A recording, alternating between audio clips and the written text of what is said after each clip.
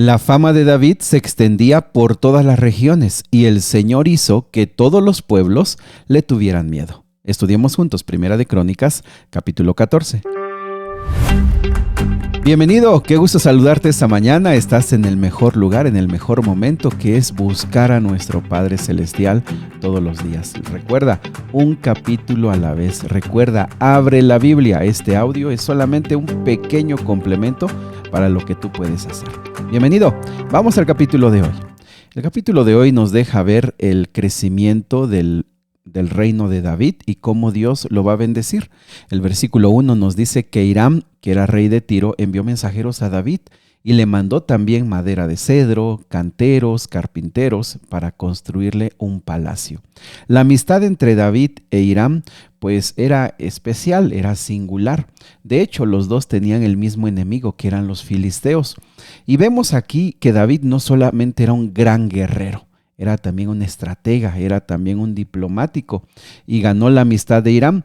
Hiram está en la región costera, pero también un poco más hacia el norte, donde está el Líbano, donde está esa región de madera de cedro muy costosa y de bastante calidad.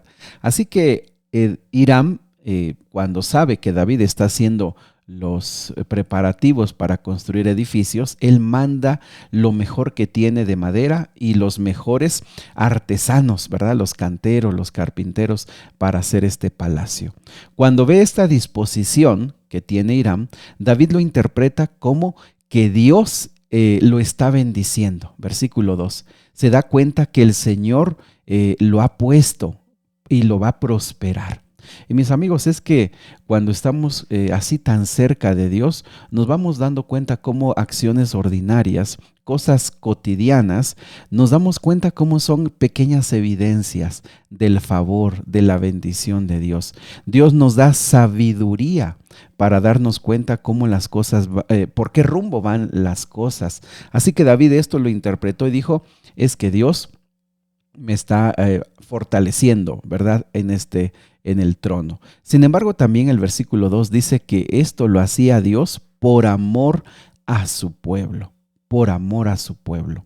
Mis amigos, más allá de la grandeza de David y todo lo buen hombre que que llegó a ser, mejor dicho, Dios tenía un propósito más grande, era su pueblo. Y con su pueblo un día la venida del Mesías y la salvación de este mundo. Lo que estamos viendo aquí es que Dios nos bendice cuando estamos en los propósitos de Él. Cuando nosotros estamos en sus planes, Dios abre las ventanas de los cielos para bendecirnos. Por eso es tan importante cada día preguntarle, Señor, ¿este negocio está en tu plan? Dame sabiduría para identificar en qué trabajo puedo honrarte a ti. Dame sabiduría, Señor, para elegir las amistades, para elegir todo lo que yo quiero hacer en la vida. Dame tu sabiduría, porque amigos, Dios no nos hizo robots. Dios no nos hizo para que estemos como un niño pequeño preguntando y preguntando, porque todavía no sabe hacer nada. Dios quiere que madure nuestra fe. Dios quiere que madure nuestra sabiduría, que Él nos da, para que podamos tomar las mejores elecciones sabiendo que queremos honrarle a Él. Pero si estamos en sus planes, mis amigos, el Señor te va a bendecir porque hay un propósito más grande. El versículo 3 al 6, por favor léelo, es uno de los versículos que aunque aquí no se ve, aunque aquí está mostrado como una bendición, o así lo interpretaría el pueblo. ¿Por qué digo que sería interpretado como una bendición? Porque la abundancia de hijos en esos tiempos era símbolo de prosperidad, era un símbolo de riqueza. Un hombre medía su riqueza también en la cantidad de hijos que tenía. Entonces, cuando aquí se presenta este caso, y que por cierto no se menciona el pecado de David con Betsabé, queda la idea de prosperidad también. Sin embargo, nos ha quedado claro que versículo 3 al 6, cuando dice que David tomó otras esposas, ya había tomado unas antes de ser coronado en Hebrón. En Hebrón tomó otras y aparte ahora agrega más esposas, más hijos.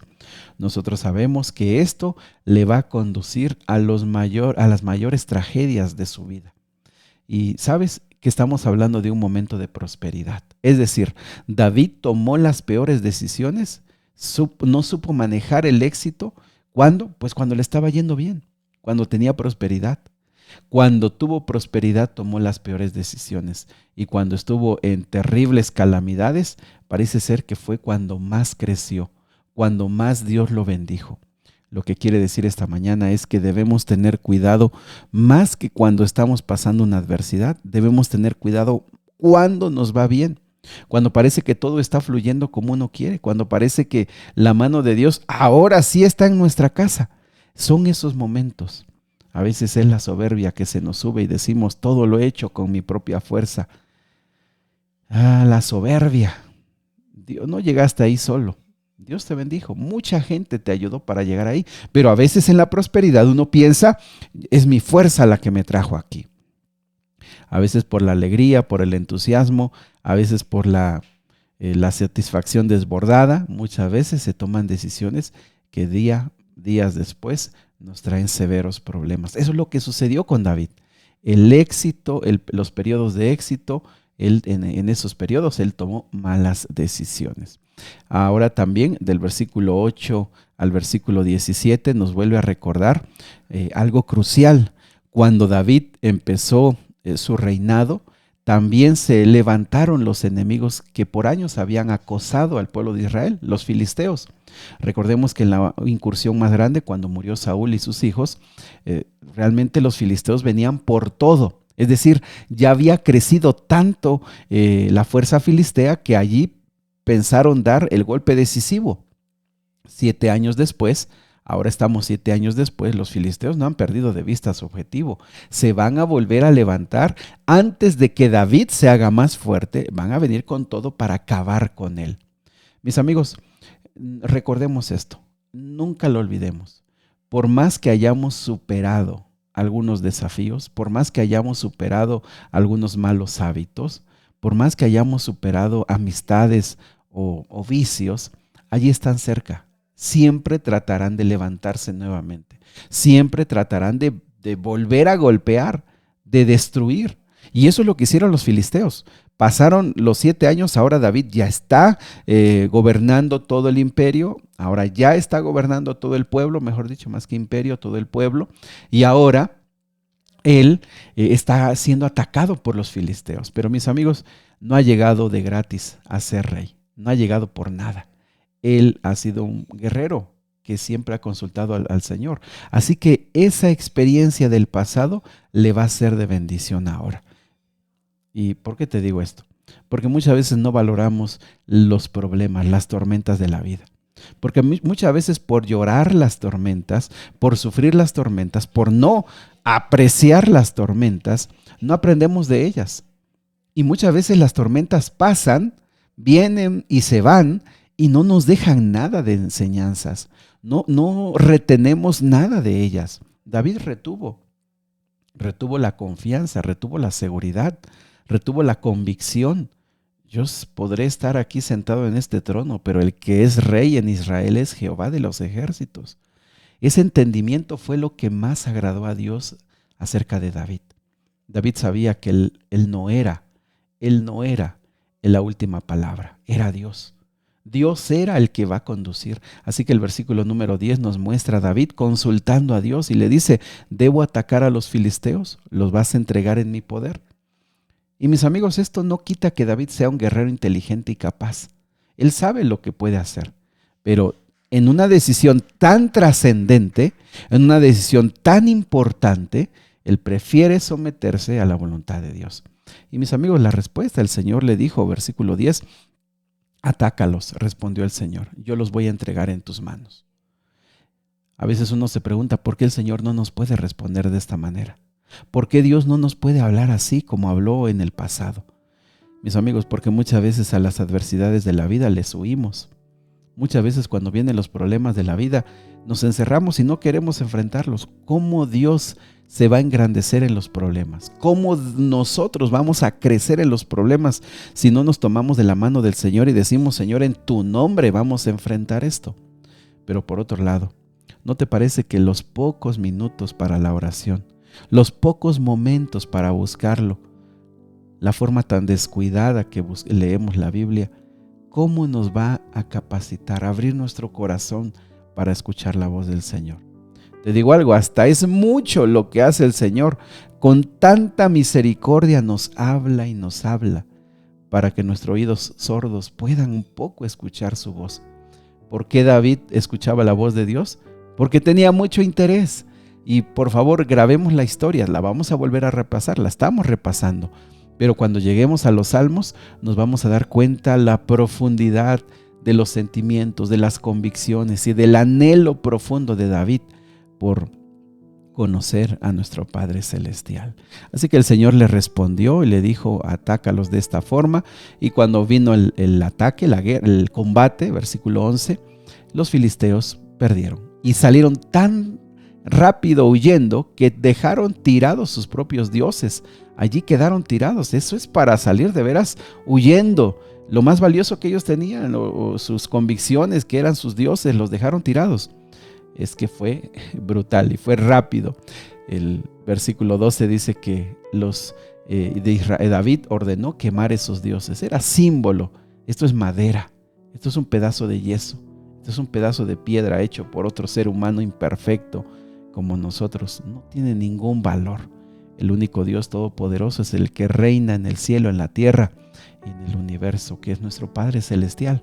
El versículo 13 dice que los filisteos no se dieron por vencidos, vinieron a combatir nuevamente, vinieron a buscar nuevamente, pues por lo menos vengarse, ¿verdad? Sino conquistar. Y nuevamente David, versículo 14, vuelve a consultar a Dios. Las decisiones de la vida, valiosas, importantes, vuelve a consultar al Señor, vuelve a ayunar, vuelve a pasar periodos de oración y humildemente dile al Señor, Señor, yo tengo muchas ideas, tengo muchos planes, pero yo quiero saber cuáles son tus planes, yo quiero saber cuáles son tus propósitos. Y sabes que el Señor le volvió a responder y fíjate, le cambió la estrategia, dice, ahora no los ataques de frente, rodéalos. Y cuando en los árboles de bálsamo, que no se sabe bien qué tipo de árboles eran estos, pero se entiende que eran usados para bálsamos, dice, cuando escuches pasos en las copas de estos árboles, cuando escuches como que viene marchando un ejército sobre las copas de los árboles, es el momento de atacarlos, es el momento de enfrentarlos y derrotar al ejército filisteo. Amigos, creo que eso es muy valioso subrayarlo. Esperar a la indicación de Dios. Esta ha sido una de las lecciones más repetitivas que estamos estudiando. Muchas veces nosotros actuamos impulsivamente, actuamos cuando no es el momento. Dios sabe cuál es el momento, pero muchas veces nosotros no lo identificamos. Si David hubiera brincado al combate antes, si David se hubiera esperado después, no hubiera sido la derrota como en la que sucedió.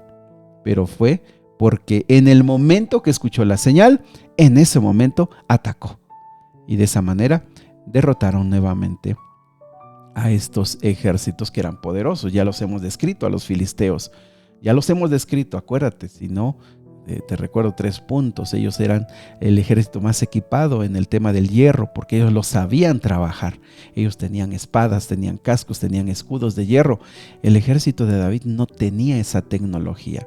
Lo superaban por la tecnología. Eran ejércitos que habían venido del mar, principalmente de Creta. Tenían mucho comercio con los griegos, entonces de esta manera el ejército filisteo lo superaba en estrategia, en fuerza y en tecnología.